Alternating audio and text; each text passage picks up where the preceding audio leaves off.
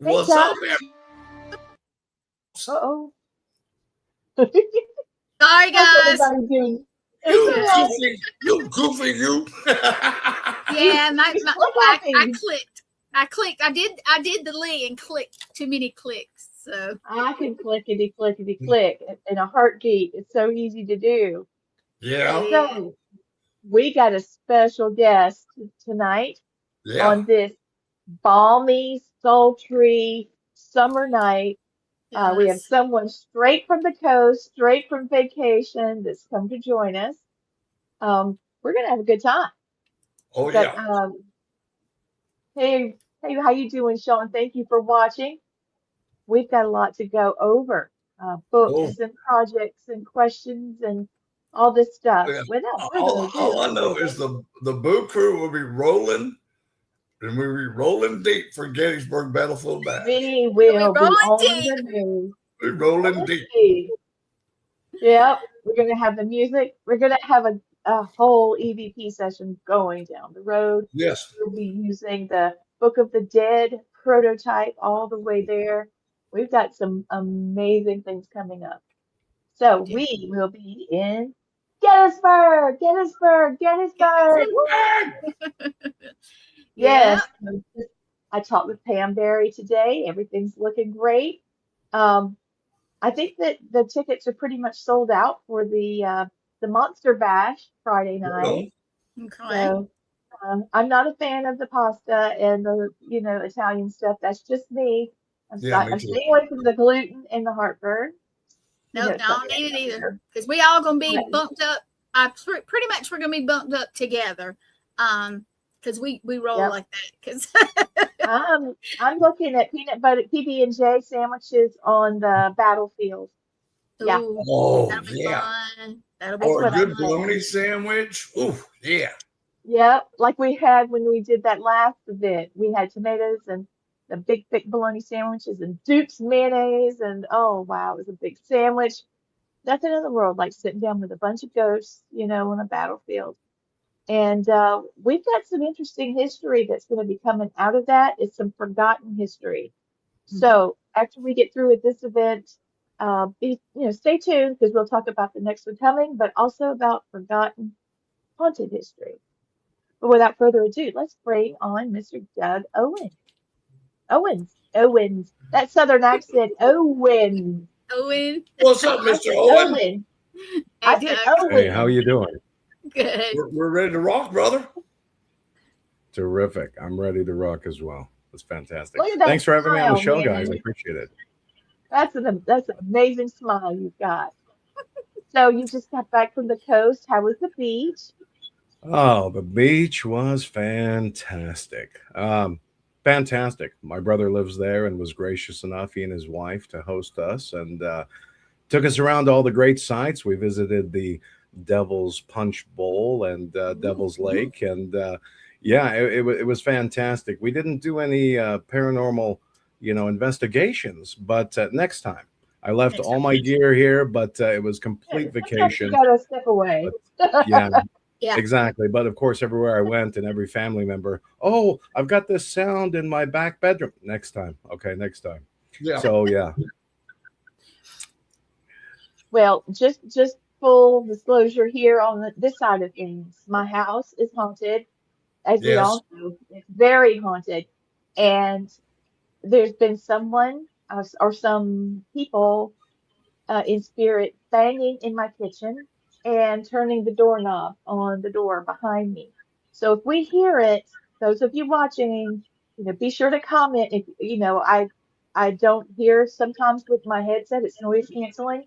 But if you hear it, throw a flag on the play and let Gwen pop it up because it has really been loud today. Really been loud.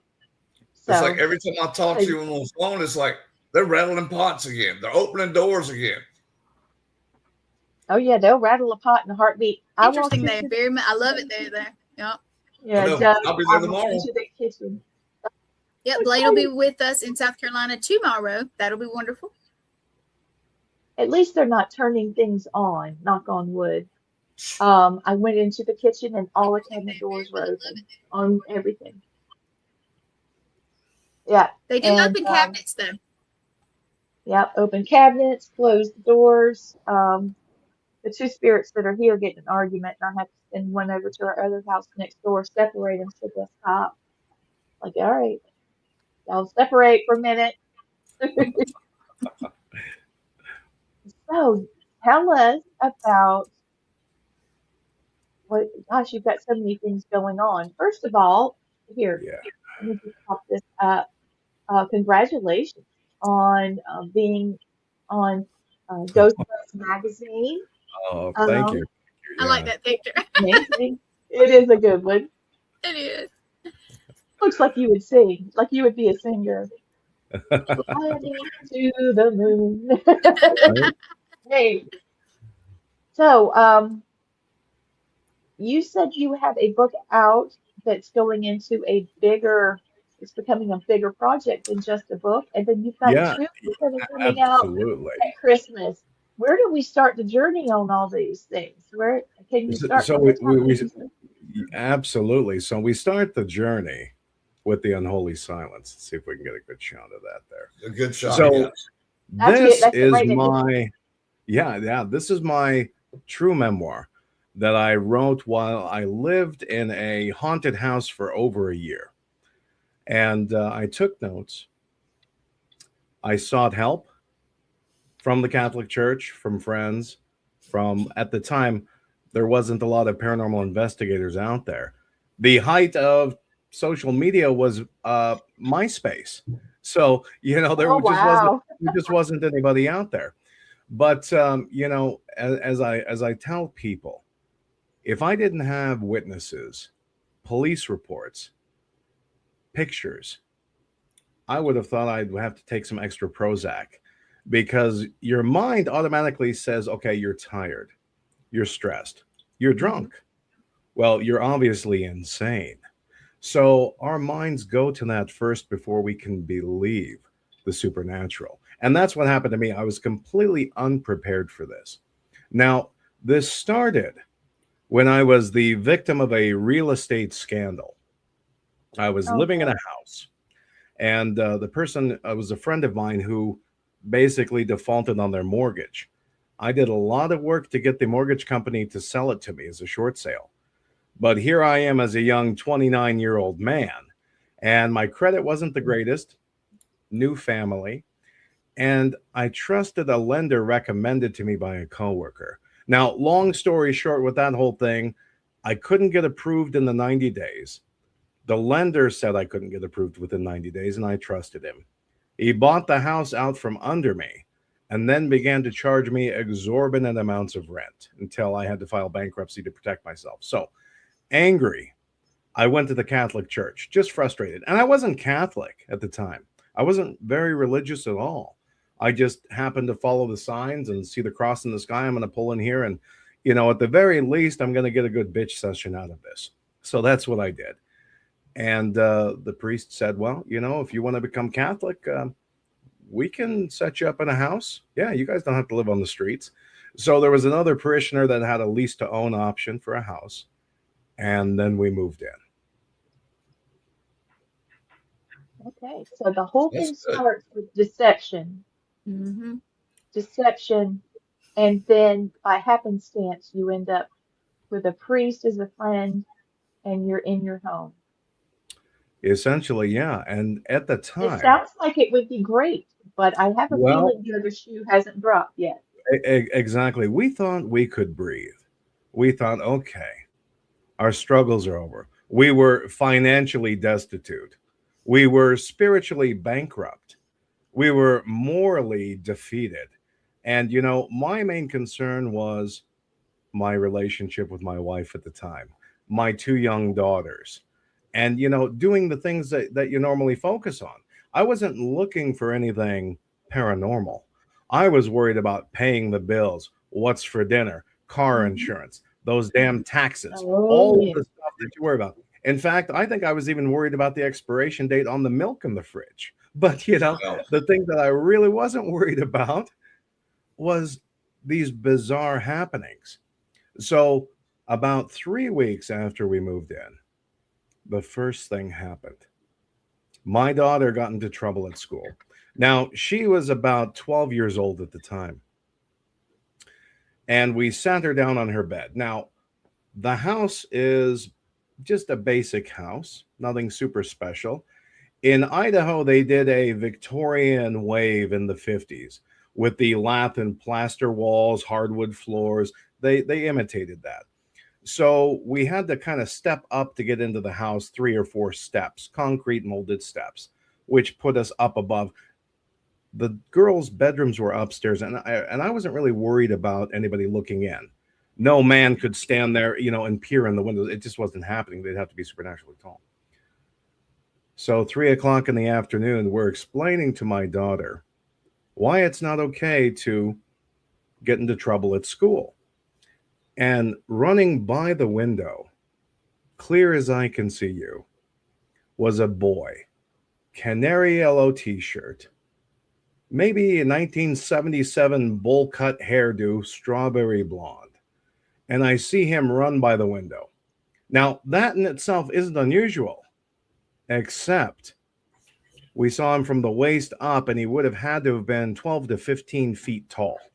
Yep. And he disappeared. 3 steps, I'm at the front door, bounding like Michael Jordan with these huge strides. 3 more steps, I'm at the corner of the house. And outside, nothing. And I have an 8-foot fence and a Rottweiler in the backyard. And the neighborhood was so silent, it seemed like it was holding its breath. My wife looks to me for answers, and I just don't have any. So that's when it started.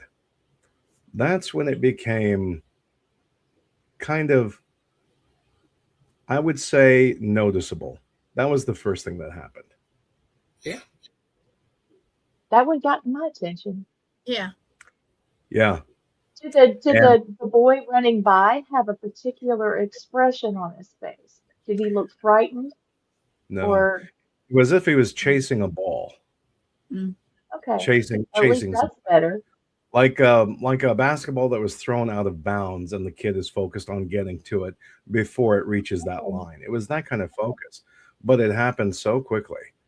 And, little by little things began to happen. Now, 1952, downstairs, they have the windows that hinge outward. They've got the little brass knob. They're wooden. They hinge outward, and you can push them closed and latch them. Now, these were supposed to be for people to escape in an event of a fire. Mm-hmm. My thick body would burn to death if the fire happened, because I would not be able to fit through those windows. They were very skinny, right? So, people were much smaller back then. They could fit through anything. So the window was above the washing machine and the dryer. And every time I would go into the bathroom downstairs to shave, the window would open. And I would go and close it. Now, in order for me to close this, I had to get up on my knees. And yes, very painful. Get on my knees, slam the damn thing shut, right? Go back down, shave. There it happens again. 10 times a day. All right, I'm done with this. I go upstairs after the window's closed. I stand directly over where the window should be, and I start stomping on the ground. I go outside. I kick the window, not hard enough to break it, but to push it in. Won't budge. The latch is solid, right? Nothing. I go back downstairs and look, and the window's open.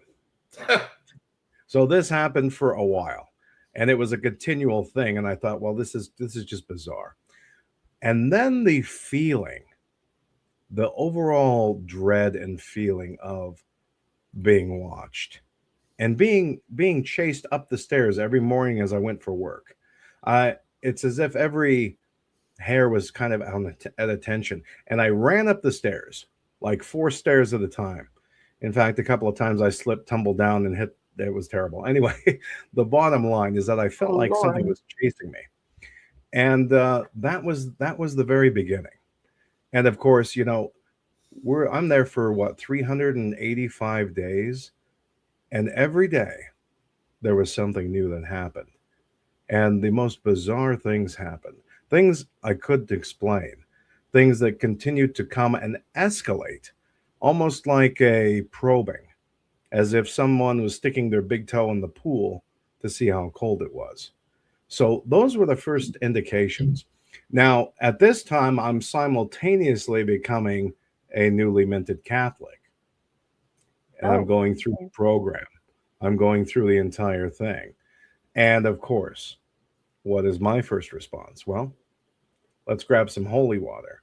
I do that, but the Catholic Church, almost at an insistence, wanted that house blessed. And I was like, I'm not even done unpacking. Hold on. They're like, we need to get it blessed within the next week. Yeah. Fine. Come out. Step over the box. If you fall and crack your head, I don't have insurance. So I let them come out and do that. So they blessed the house. Before this situation comes to an end, this house would have been blessed 3 times in 1 year. And each time, it made it so much worse. So I continue on with life. I pay bills. I go to work. I try to lead a normal life. And these things are distractions. Things disappear and reappear in the same place. Oh, I hate that. I hate that. It's so annoying. It's disruptive. The television would come on and turn off. Thanksgiving, people were over. A box of chocolates moves from one place to another. Those types of basic things. But when things really started to escalate, it started with my daughters. And in particular, my oldest daughter. So her window didn't want to stay closed.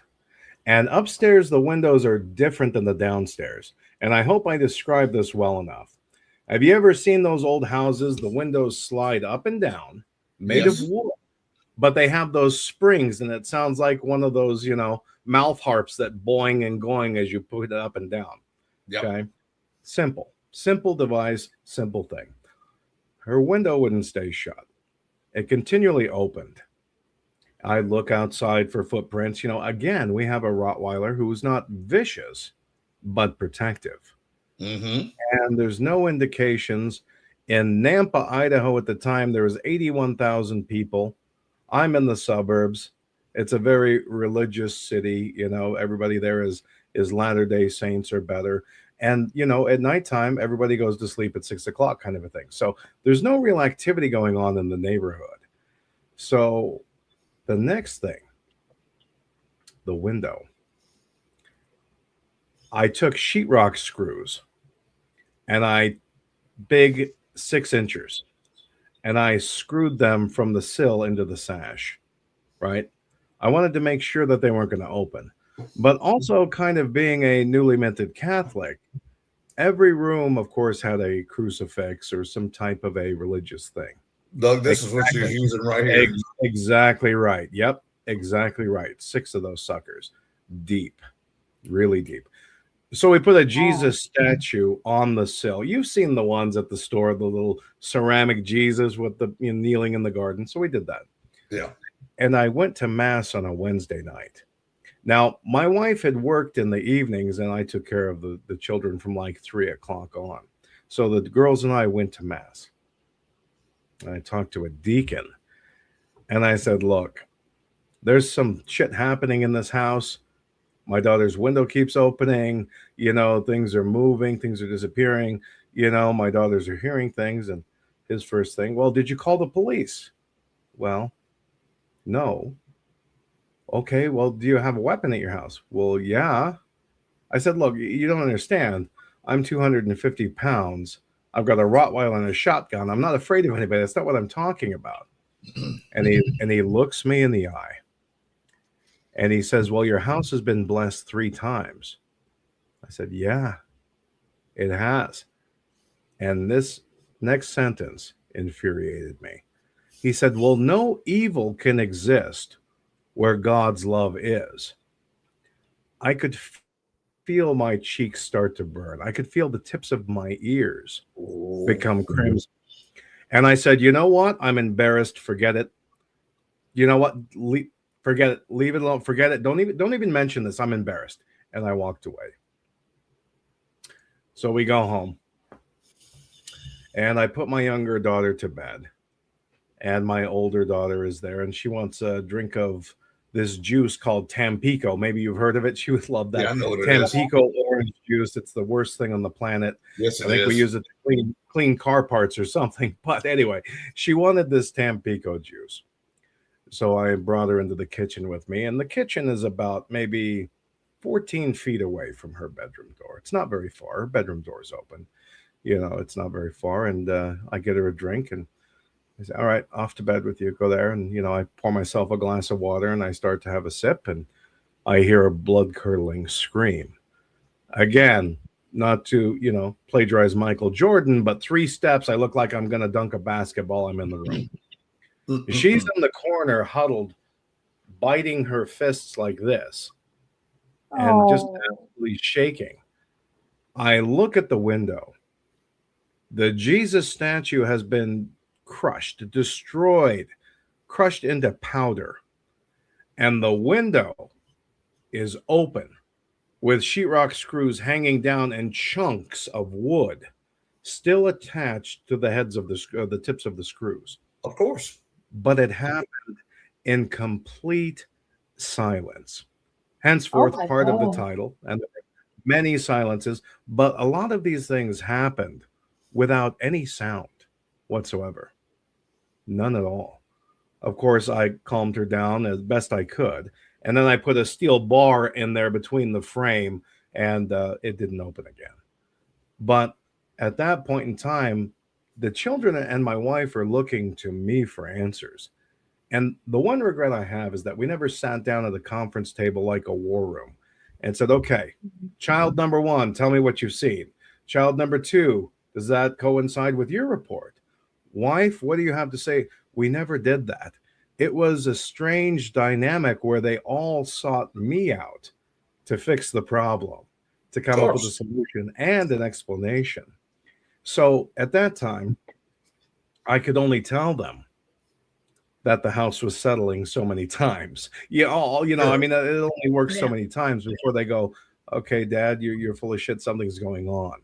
Yep. So at that point in time, after talking to the church, I knew I was alone. And I had bottles of holy water, slinging them like a gunslinger every night. And it made it so much worse. So much worse.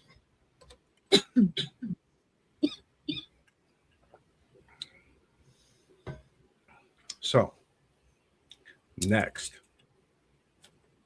Mass lasts about an hour. I don't know if we have any Catholics. Former Catholic. There you go. So it's kind of like the McDonald's drive-thru of religion. And I hate to say it that way because I'm not diminishing the Catholic Church, but you go there, ho, ho, ho, ho, ho. You sing your song, you get your communion, you drink your wine, you go about your way. You can do it in an hour. If the priest is good, the homily lasts an hour, you're in and out, that's great, you're gone. 9:30 in the morning, Nampa, Idaho.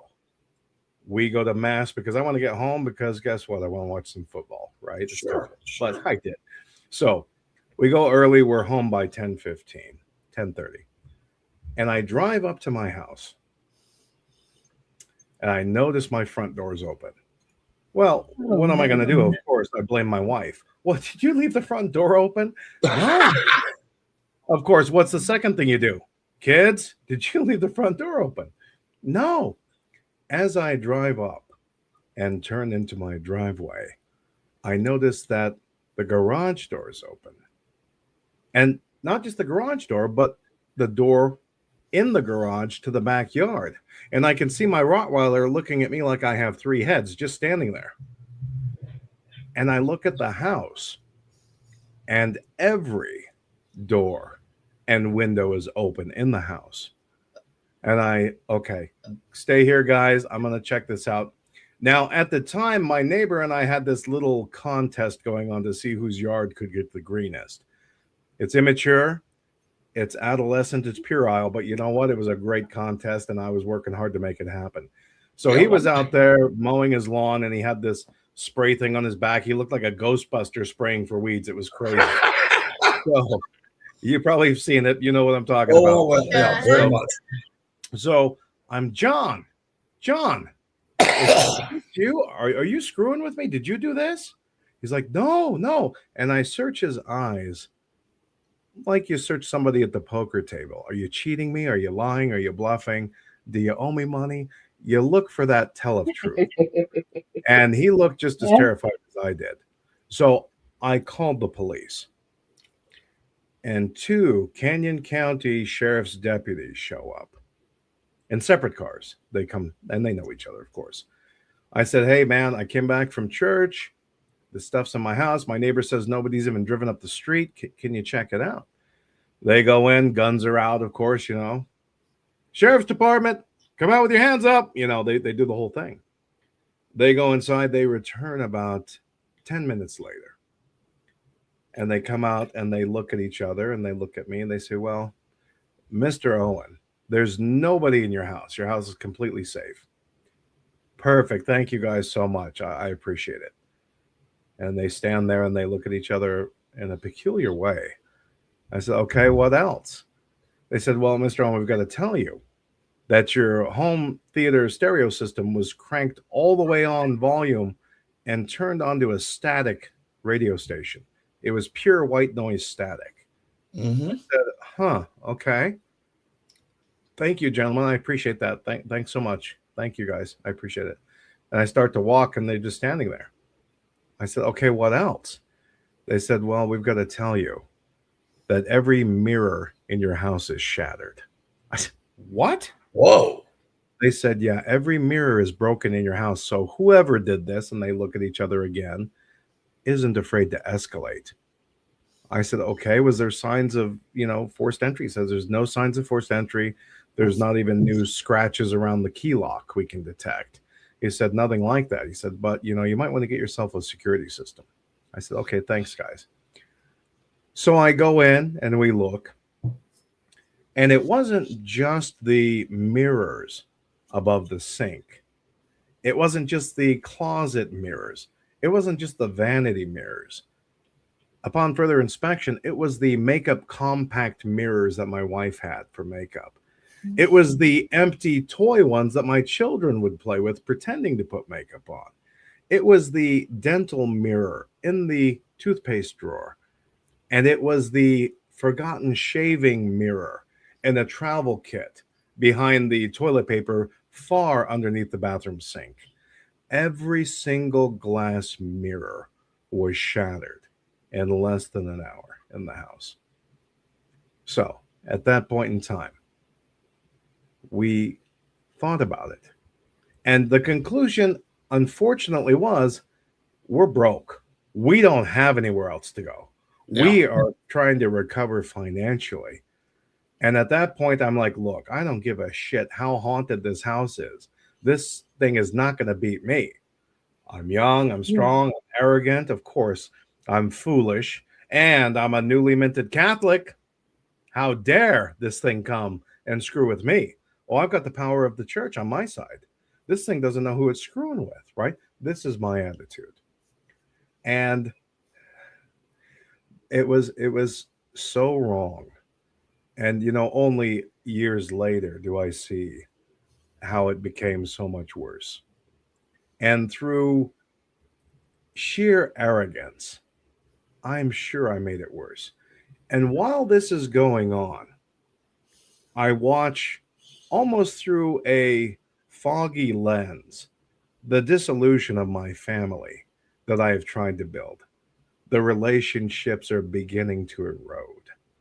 These relationships that I forged, that I fought for, that I've sacrificed for, are beginning to break down as we are exhausted from paranormal things happening. And, when you're haunted, there's a certain shame that comes along with it. Now, the society that we live in doesn't know how to treat the differently able. Bless you. Bless you. If you're disabled, you try to hide it. If you're depressed, you keep it quiet. Yep. And if you're haunted, you damn sure better not tell anybody about it, because there's two possibilities. You're insane or you're damned.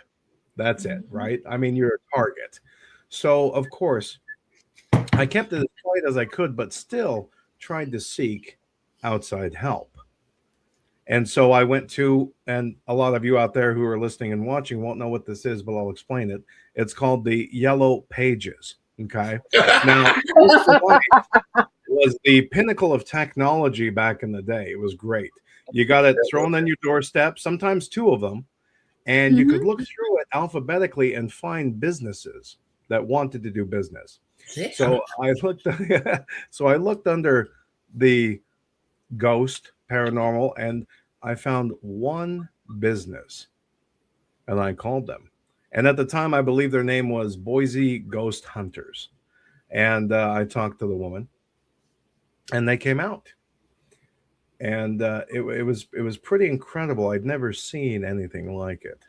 So the night that they came out, of course, my friends from work were completely excited because I told one person, and of course it spread. So my friends were there on the front lawn. Oh, we want to come in. No, you guys stay out here. Let them do their job. Let them see what they could. Dude, I want to see this. No, you don't want to see it. I'll talk to you about it later. So they take off. They scatter. And, I sit down on my front porch as they're unloading their gear, and they go downstairs. And I'm like, oh, I misplaced my cigarettes. I'm going to go downstairs. So I go downstairs, and they're already deep in the investigation. And the lights are off. And I see this one guy with these weird goggles on and some kind of laser being shot around the room, and some kind of a meter over by the water heater is going on. And the main lady who leads the team of 4 people, she's on a laptop in the other little area, in my little laundry room area. And I'm like, hey, can I just grab my cigarettes from there? And the guy just shakes, yeah, but don't touch anything else, okay? I said, yeah, fine. So I walk into my office, just like a desk like we're all facing right now. And I just grab the corner, grab my cigarettes and my Bic lighter. And I start to turn around and walk. He's like, stop. I froze in place. I turned, what's up?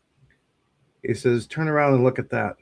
I turn around, and my office chair is spinning around. And he's shooting it with a laser.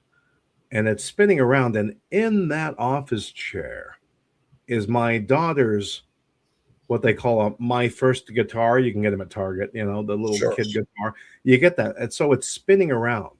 Now, this guitar was stored upstairs on her wall as a display piece. It was great. I said, oh, he said, did you put that there? I said, no, I just grabbed my cigarettes. Did you put it there? He said, no. I said, okay. Yeah. And he says, well, right there, it's 10 degrees colder. And by the time I had called them, this was a daily occurrence. And I almost said, yeah, no shit. But I didn't. I was polite. I said, look, this happens all the time. I'm not surprised. You guys are going to find some other stuff. Can I go? I'm really having a nicotine fit. So I left. So I went upstairs. And I went out front, and I sat down. And as I sat down out there and I lit my cigarette, in the instant I flicked my Bic, little old commercials, flick your Bic, flicked my Bic, the porch light goes out. I look around, I get up instantly, go in there.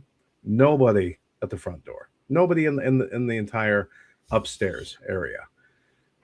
When we talked about this openly, when we used the words haunting or spirit or ghost, almost as if I had a hidden remote on cue, the lights would flicker. Some disturbance would happen. Now, the outcome of their investigation was terrifying and somewhat enlightening.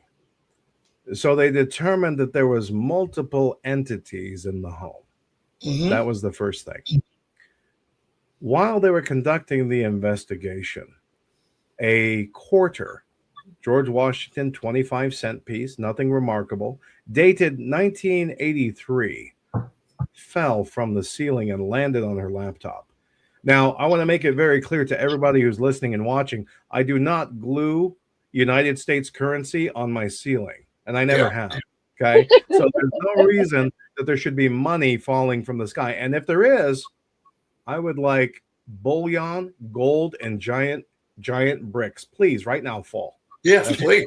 Here right? also, yes. Absolutely. So I'll that was I would love that.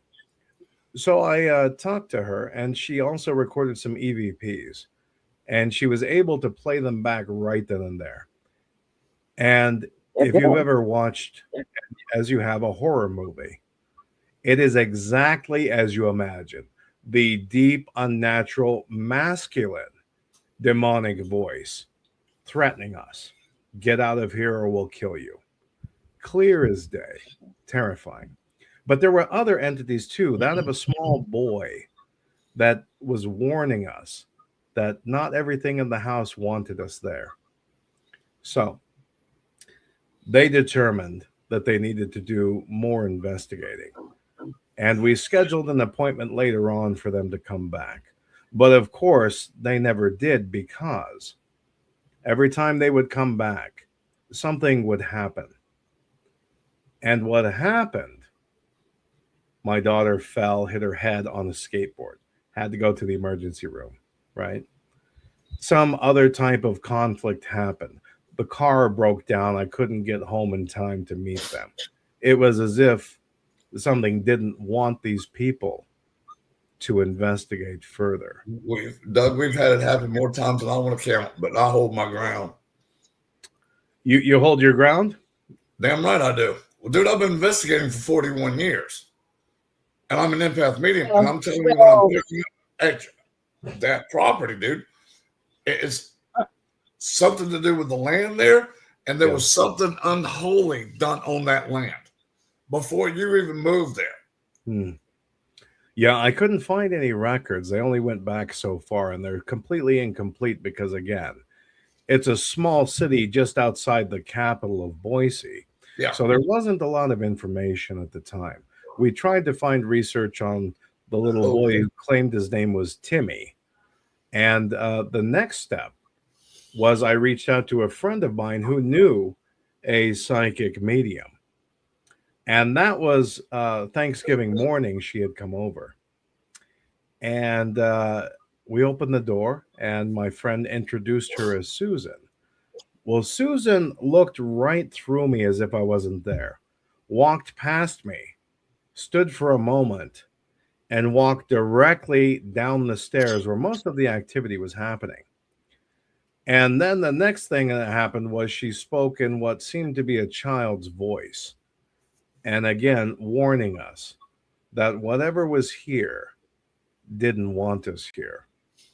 And she abruptly said, it seems like maybe someone or something, another family member has invited this. And then she immediately looked at my wife accusingly, turned around, walked up the stairs, went out the front door, and sat in the car, basically waiting to be taken home. That was the interaction with the psychic medium that we had. That was Lord, she was a coward. I know.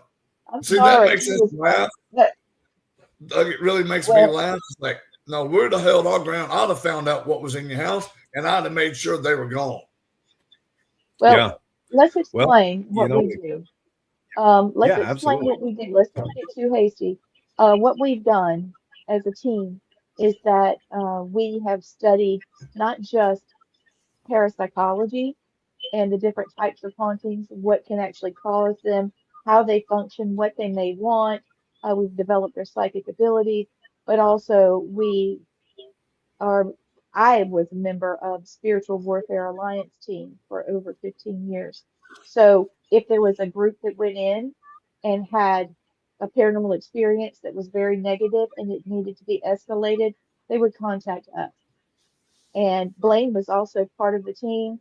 Gwen is now part. She has not been doing investigation as long. However, she studied a lot, and she's also a medic, so she can be very observant and also pay attention to your health, because as you're confronting things that are negative, oftentimes your health goes under fire. Your finances, as you just described.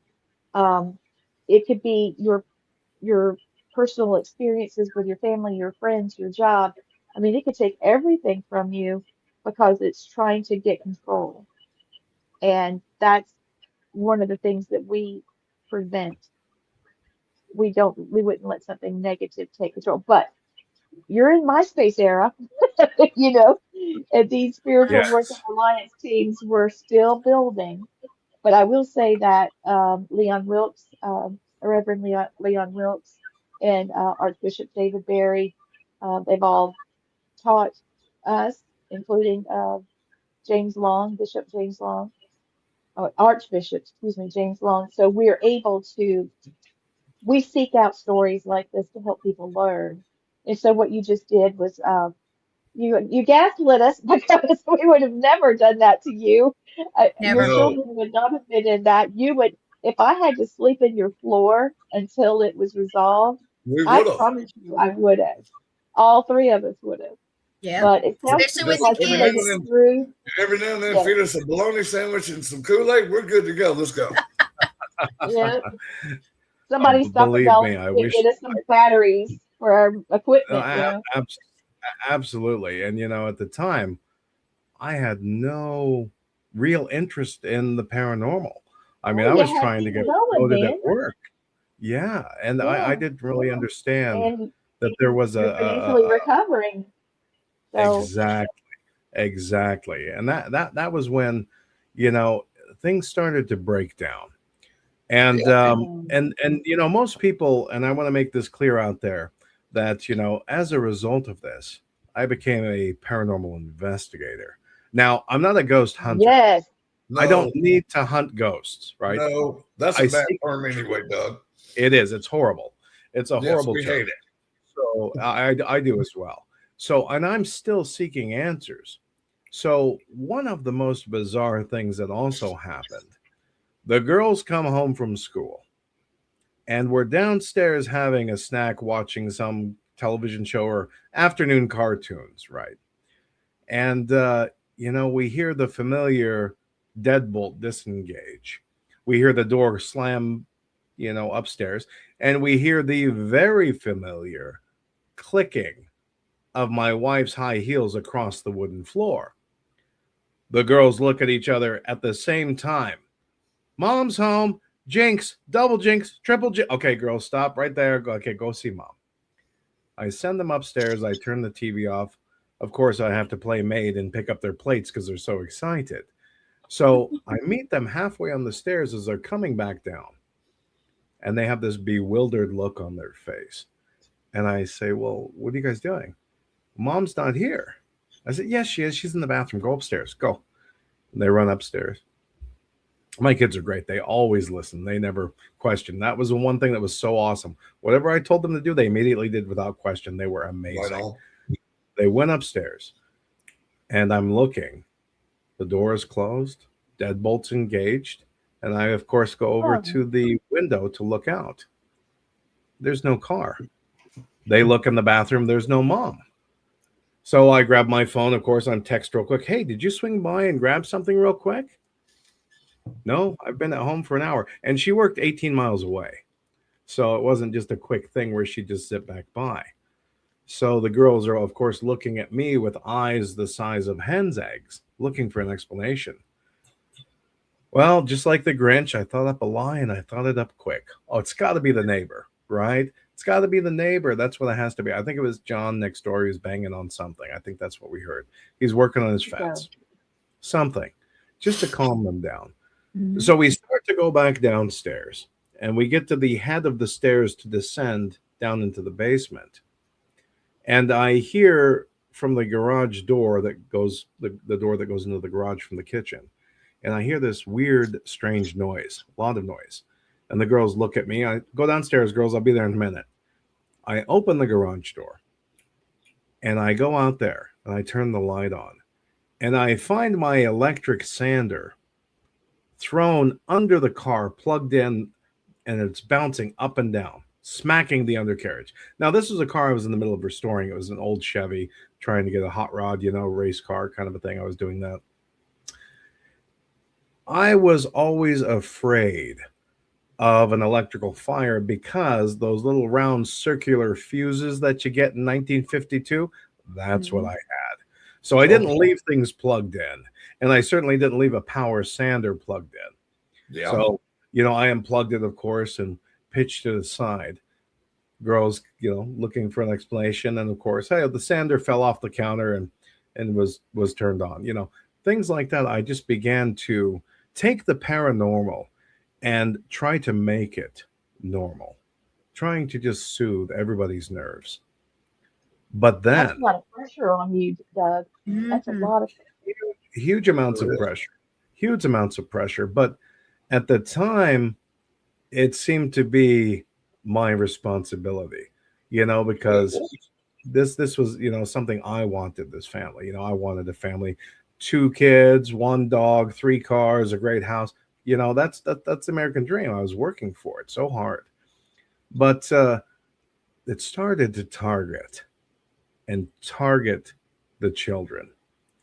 And at that point, things escalated even more. But over the 1.5-year progression, things went from just a mild window opening and an apparition being seen to things being moved, mimicking voices, apparition appearances, even a doppelganger, where at one point my wife and her friend were up late watching movies, and they swear they saw me behind the water heater shaking as if I was freezing, completely naked.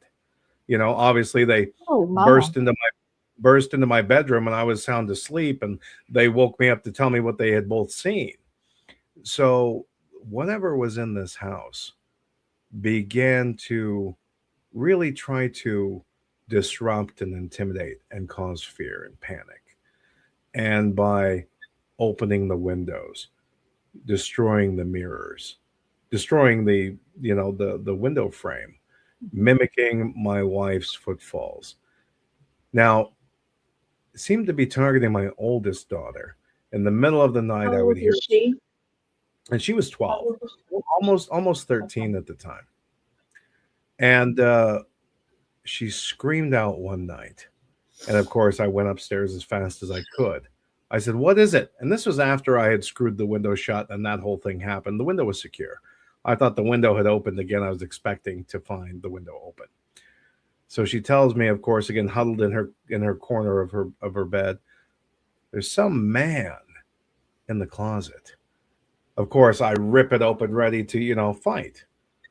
There was no man. There was nobody even in there. However, the clothing was swinging on the hangers like a ship at sea, all in unison at the same time.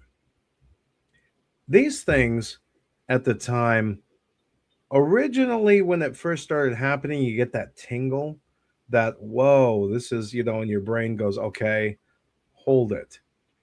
Now, by this time, I'm just annoyed. I'm like, I don't give a shit what you are, who you are, what's going on. I'm trying to sleep. Yeah. I'm trying to work. I'm trying to cook. I'm trying to raise a family. And this just continues to interfere. So that didn't work. The next night, my daughter reports a sickly boy crawl from under her bed, go into the hallway and vomit, and then disappear. Now, I questioned her about this, and my younger daughter, who was about 6 or 7 at the time, she corroborated. She said, "Yeah, Dad, I saw it too. That little boy threw up. He puked." I think she used the term, he puked up in his mouth and threw up. Okay. So they both saw this. They were seeing these all types of apparitions in the home. And again, I call the Catholic Church, something unnatural is going on. And they send out this time, not a bishop, but the vicar, not the main vicar, but a newly anointed young priest. And he was all of 24, and he was great. Nothing against him. And he came for dinner, and, we had a great conversation and things, and he blessed the house again.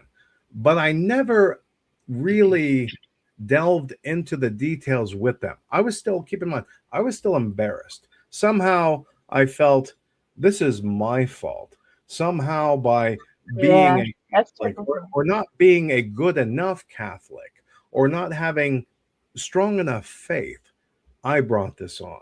This is me. So I didn't want to tell the priest, hey, windows are opening. My wife's coming home, but she's not here. I got things throwing Sanders under the car, beating the shit out of. I hear screams at night. Oh, yeah, and there's a little sickly boy that likes to crawl out from under my daughter's bed and throw up in the hallway. So, I didn't tell him any of this stuff because I know, honey, I know. And here's part of the here's part of the problem with the church, and I had a little problem with it, is that they expect us to believe in a supernatural being, the saints, Holy Mary, all of these supernatural things that Jesus did. But when I go to them and tell them something supernatural is happening in my home, I need help, it was silent. Doug, I've had to go behind so many incidents just like you spoke of. Gwen and I have too. Yeah, we all three have. And it's funny, I'm probably the only pagan that can do a Catholic rite ritual exorcism in the whole world. Probably. Do it. But I was given permission by the church to do it. Nice. Because they didn't want to do it themselves. Oh. Well, now I'm going to say something here, and it's probably going to be a little bit risky, but here it comes. During World War II, the Catholic Church decided that Hitler needed to have an exorcism from a distance.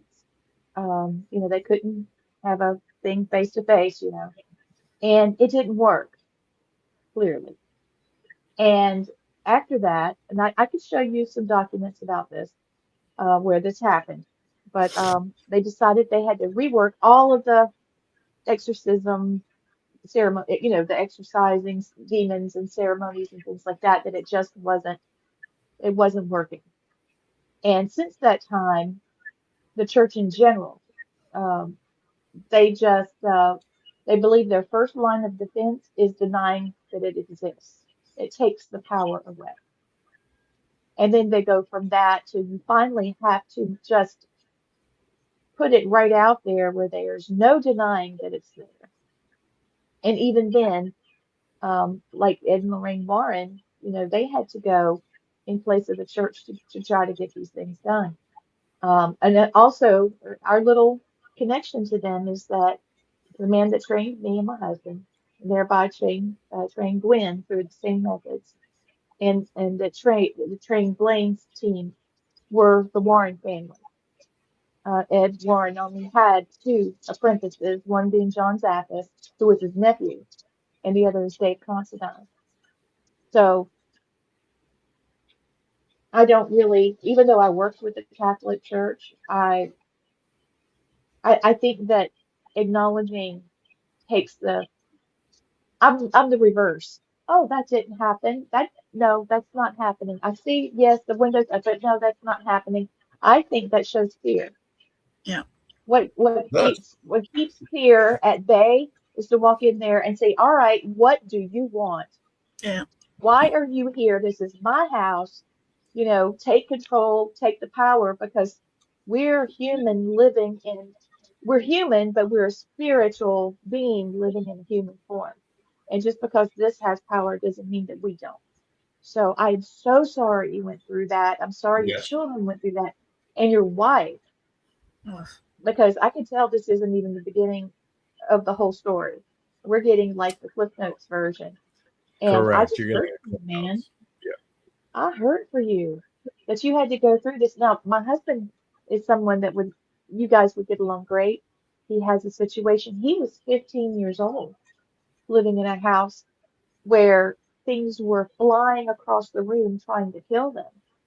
Knocked him off the roof. It was actively trying to kill him. They saw people that had died in the house, apparitions of a child that had burned to death, of a man that hung himself. And one of the things that's similar, the church didn't believe him. They sent a 15-year-old boy with a bottle of oil home after he had ridden almost an hour on his bicycle to get help, to tell him to do the thing himself. Wow. Yep. So don't forget about the best part: bees coming out of the chimney in the dead of winter. Oh, that's right. The spiders coming out of the bathroom and crawling all over him. I mean, it's horrible what he went through at 15. Now, when he filmed with Paranormal Witness, they indicated they had little hints towards him being 18 because he was shaving and stuff. Well, he's just a furry boy, so he was actually 15. But, you know, this is one of the reasons why I wanted you to be on the show, because I knew I could feel your story's real. Yeah. We would give you confirmation that this is exactly. I'm in tears. We would be able to tell you, look, we have seen this other places, and it's like once you've been seen by the paranormal, you're on their radar now. You Yep. will always be forever changed. Always. Absolutely. Absolutely. And, you know, This is every what you're week, helping, how you're helping people, Doug, you know, bringing your story yeah, out. Your story. absolutely. And that's Listen, exactly physically what she the said, intent hey. is, Hey, Taterhead. is to tell the story. Yeah, to tell the story and let people know, hey, yeah, you know, you're not alone. You're not crazy. The first Yeah. thing we do is we think about, you know, our own minds betraying us and all of that. But, you know, if I had had somebody similar to you at that time, I might have been able to save that marriage. I doubt it, but my marriage Oh, broke. Yeah. Infidelity became rampant. You know, my wife at the time was having an affair. The children were doing poorly in school. I was basically left to deal with the house and the children on my own. And she checked out mentally, spiritually, and probably made things worse by and I found this after I had started to move out. We found notebooks of the Ritual Romano written down, printed out. She became obsessed with the Annalise Michel case, the Emily Rose, oh you know, yes, a we story. studied that in Um, depth. yeah, she became obsessed with these things, writing down strange incantations. And I'm not so sure that she didn't help invite more evil into the home. Doug, And exactly what she did. yeah, She put that intention out there, and it brought bad stuff because of her intention. yeah. Jeez. And I was combating this with everything I had until I was exhausted. Well, you're not alone anymore, Mr. Doug. You're not alone. We've got three right here. Well, the I never house want is you to go through it again, but we're here. absolutely. And of course, since then, you know, I've created my own, you know, the podcast, the broadcast, the book, 2 new books coming out before Christmas, and you know, an entire army and a network Yes, of we do. individuals just like you, and it's a great family. So, you know, I'm not really afraid anymore. My I won't let you daughters tell aren't that. afraid anymore of this stuff, and you know, So, which one of your daughters it's has a good gifts? Which one of your daughters I'm has sorry. gifts? One of your daughters Which one? has some type of spiritual gift. Oh yeah, that would be my oldest. That would be my oldest one. Yeah, absolutely. Uh-huh. And yeah, So, you know, she was targeted, and yeah. she was targeted. And when this last incident occurred, and I will say the last incident in that house occurred, it was at that point I stepped off the battlefield. I gave myself permission to just step away. Now, this story of mine isn't a heroic affirmation. This isn't me winning against the forces of darkness. At best, it's a stalemate. And actually, I felt like I had lost. But I stopped going to church. I stopped these things. And let me explain why. So here we are getting ready for a Christmas party. And keep in mind, I only stayed in this house until January. So I thought, you know, a little levity. I actually, in spite of everything, received an award at work. I was being inducted into the Who's Who's Hall of Fame, which is great. So having a little party, I was preparing music. And remember the date and the technology, so I had to burn things onto a disc. And everybody who wanted to sing karaoke would have a burned karaoke disc for the party. Now, we had a couple of friends come over to help me, and these girls were friends of my wife and I, and they were younger by about a decade. So we had Meg, who was a friend, and her friend Josie, who we'd never met before. They came over to help me put music on there that would appeal to all ages. You know, like at the time, I think it was Nickelback and I don't even know what else. But, you know, Nickelback was definitely on the list. Not just the old Guns N' Roses and stuff that, you know, I dug. So it was new stuff. So they were sitting there across from each other, right? Absolutely. You know, a little Motley Crue in there, whatever it is great, you know. So they're sitting there going through different, you know, music selections, helping me out. And I'm sitting at my desk, much like I am now. They would be behind me in the door frame, sitting across from each other on the floor. My daughter comes home, my 12-year-old daughter. And she comes downstairs and she says, "Hey, Dad, I was going to cook some of those Totino's pizzas in the fridge that we got from Costco. Do you want one?" I said, "No, honey, I'm good. But, you know, Meg might want one. And by the way, this is Josie. This is Meg's friend, Josie. And hi, how you doing?" I said, "Well, maybe they want one." And, "Oh, yeah, pepperoni for me. Oh, I'd love a combination."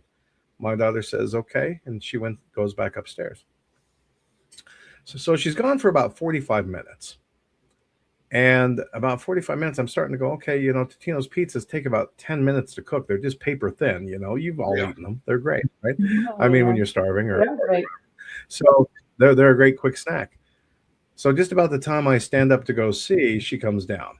I sit back down in my chair, and she comes down, and I let her serve them. And, you know, again, something very important to know about my kids.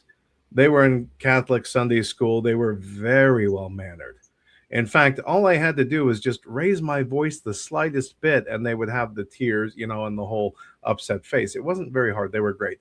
I received compliments on their conduct everywhere I went. They were the greatest, you know, made me very proud. So my daughter comes down, hands Meg her pizza on a plate, hands Josie her pizza, and then has a third one and begins to walk towards me. And I stop her. I say, "No, Beth, I'm good. Thank you. I already ate. I didn't want a pizza. You go ahead and have that one. Go upstairs." Now, as if she couldn't hear me, she continued to walk forward. I said it a little more forcefully and loud. "Beth, right there. Stop. I don't need a pizza. I'm good. Stop. I don't want it." She continues to walk forward. I go one octave, just a little bit more stern. "Hey, stop." She continues to walk. She leans in front of me diagonally and puts the pizza down. And when she does, her face is this far away from my face. And she sets the pizza down in front of me. And I look at her eyes. And she has this wicked smile. Her lips are pulled back so tight they're almost white. You can't see her teeth.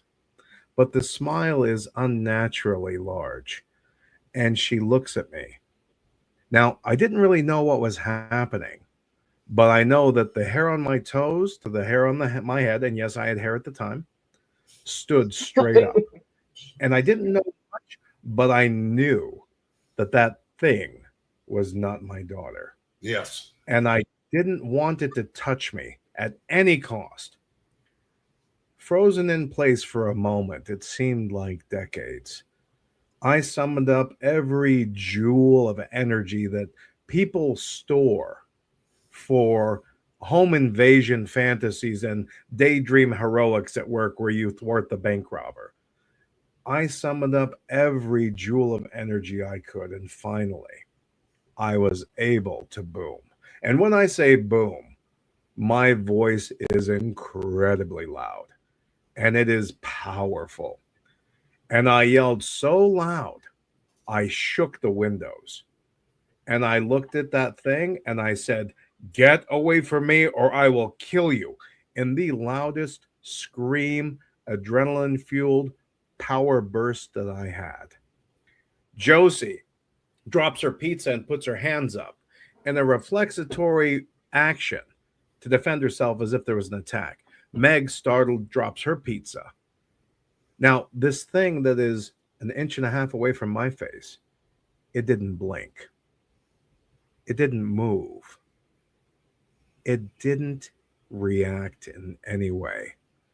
It smiled wider, if that's possible. Yeah. And it looked at me with eyes that were my daughter's, but foreign. And then, about 5 seconds later, she moved back, almost intentionally in slow motion, keeping eye contact with me as she went to the threshold of the door. Turned to look where she was walking, turned back again to look at me, and smiled again, that horrific, toothless smile. She walked to the stairs, put one hand on the stair railing, stepped up, began to ascend the staircase, looked back one more time and smirked, unnaturally large, and went upstairs. Now, immediately, Josie, who I'd met that day, takes out her cell phone and she says, "You can't talk to your kids like that. That's abuse. I'm calling Child Protective Services." She begins to call the police. Meg stops her. "Hold on. I know Doug. I know his children. They would never behave like that. They listened to him. He would never have to yell." And I said, "Josie, I know you don't know me, but I can tell you whatever that thing was not my daughter." Yep. She said, "Okay, let's go upstairs. And you have to talk to her." I said, "I can't. I'm terrified. I can't go." 20 minutes it took me to pluck up the courage. We go upstairs. We find my daughter asleep in her bed. All three of us surrounding her, waking her up. She wakes up confused and terrified, not recognizing Josie, not remembering meeting her, not remembering the pizzas. She doesn't remember the incident or what she was doing for 45 minutes while they cooked. The last thing that she remembers is getting her backpack on and getting ready to come home from school. Now, at that time, I was like, "You got me. Checkmate, motherfucker." I said, "That's it. You got me. I'm done. I'm not going to sacrifice my daughter to whatever's in this house." And I took down all the crucifixes. I stopped making the sign of the cross, and I stopped praying. We stopped. And when I did that, it stopped. The last month I was in the house, there was not one single recorded incident of the paranormal. It was over. Done. Goodness gracious. I've never been scared before in my adult life except for that incident. Never had to scream like that or yell. And it was the only time I had been terrified. Now, I went back to the church just to wrap things up and, kind of talk to some friends I had made there. I turned around and there before me is the head vicar, the priest. And he grabs me by the shoulder. He says, "Hey, I heard you had some problems in the house. Is everything okay?" What did I do? I lied my ass off to the priest. I said, "Oh, yeah, everything's good. We had a little problem for just a minute, but you know what? It's all taken care of, man. I really appreciate it. Thanks so much." Because I didn't have the confidence in his ability, the wherewithal or the perspicacity to actually battle this thing and win. I was afraid for my other daughter. And after seeing this thing do what it did, I didn't have any faith at that point in the Catholic Church. So I stepped off the battlefield. I say, "You win." That's it. So these stories and so much more are in my book, The Unholy Silence. And I have photographs. Yeah. Here it is. Photographs, Unholy eyewitnesses. Silence. The Unholy Silence. Absolutely. Doug, where can they get that book? This book is available on Amazon, Lulu. I think the last time I checked, it's available in 140 countries and various languages. There is also an audiobook that I recorded myself. If you can stomach my voice for 3.5 hours, I will read you the story. And I think it turned out fairly well, but it's everywhere. Lulu, Barnes & Noble, Google Books. You can find it at Walmart even. Walmart does carry a few copies here and there. So it's out there. And yeah, it gave us chills too. It made me mad. Yes, and as well it did for me too. But I wish I had Blaine. I wish you were there. And the rest of you guys. I would have had so much fun. Oh my God, I'd had fun. Yep. It's a crazy thing whenever you hear a spirit like that that's being a bully to scream and beg for mercy. But we've heard it. Real. That would be so satisfying. Yes. Have you ever been back to that house? I've driven by it. I've not stepped foot in it. The people who live there now, I will just tell you, and you can get the whole image from one sentence. They've parked a tow truck on the lawn. So you can pretty much ascertain that the curtains are made out of what? Shower curtains? It's horrible. It's trashed. Yeah. Terrible. Well, that's too bad. Yeah. Well, here's the poster that we advertised Doug coming on the show. He was so kind that he advertised for us, and that's him with his book. And also, here's another magazine cover with him telling his story. Wow, it's been great having you. And how can people get to your network? It's great. I've got the Unholy Podcast. I'm in my studio right now. I do a weekly podcast. I do a weekly live radio show, the Unholy Broadcast, where viewers can call in and share their paranormal stories. But if you Google author Doug Owen, I've got like 10 pages of Google stuff out there, probably more than I should have. But you can find me at authordougowen.com. That is the center hub of everything. And I'm on Patreon. I have an IMDb page that's getting some pretty good love. And the big news is that I am actively seeking, and a couple of studios have shown interest in the book to screen adaptation of the Unholy Silence. So this will become a limited series. Thank you so much. Or a full motion picture. So I'm in the midst of that. It happened right before vacation. I had a video conference, and it was a great meeting, and we talked some numbers, and so that is going to go forward. I'm very excited about that, and 2 new books, as I said before, coming out. So stay tuned. It's going to be great. Stay tuned, exactly, and let us know so we can boost it out there for you. Yeah, definitely. Absolutely. And dude, if you ever need a guest, we're going to come on and be a guest on your shows too. Absolutely, you guys. We're all on chat together. I would love to have you guys on the show. I've got some interesting questions for you guys that I know the listeners would love to hear. Oh, yeah. We all have good stories, big stories. Yeah, yeah, we do. We got scary stories. We've got scary. Love it. I would love to hear them. Absolutely. Well, Doug, you're welcome back anytime you want to. Yes, Blaine. That's right. But I know we got to get this thing over with because Gwen's got another show to do right after all. Yes. All right, Blaine. You ready? Let's do it. All right. You guys had a million choices of your entertainment tonight. You chose us. Thank you more than you'll ever know. You guys mean the world to us. Doug, thank you, man. Yes. I mean, we really appreciate it. Now, this is one I have to do, but I hate to do it. Yes. I hate this one. If you are a soldier, sailor, airman, Marine, Coast Guard, whatever branch, and you feel like you're going to commit suicide, please call 988. It's free, it's confidential, and it's open 24 hours. There's help there.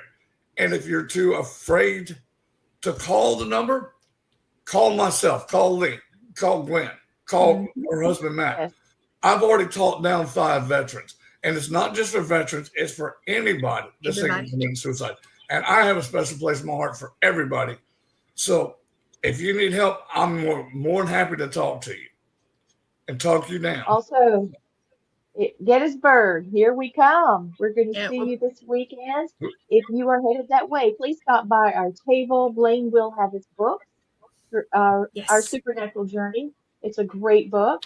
And I will not have these available for this event, but the next one I will. It's my cookbook, Bewitched Book of Boo Bites, and it's little Halloween recipes for appetizers and desserts. and it's going to be a lot of fun. I'll have my Victorian Ghost Files, Between Heaven and Ectoplasm, and all the other 9 will be there. Gwen will be there, and she will broadcast. So be sure to say hello to her. And thank you for watching. Thank you, Doug Owen, for being on. Thank you, Blaine, for closing us down as always. Yep. Thank you. Good night. Just remember, we roll deep to Gettysburg. The Boo Crew will roll deep. We'll be there. Deep. Yeah. All right. Thanks you, everybody, for watching. Thank you. Have a good night. Take us out, friends. Thank you, guys. Thank you.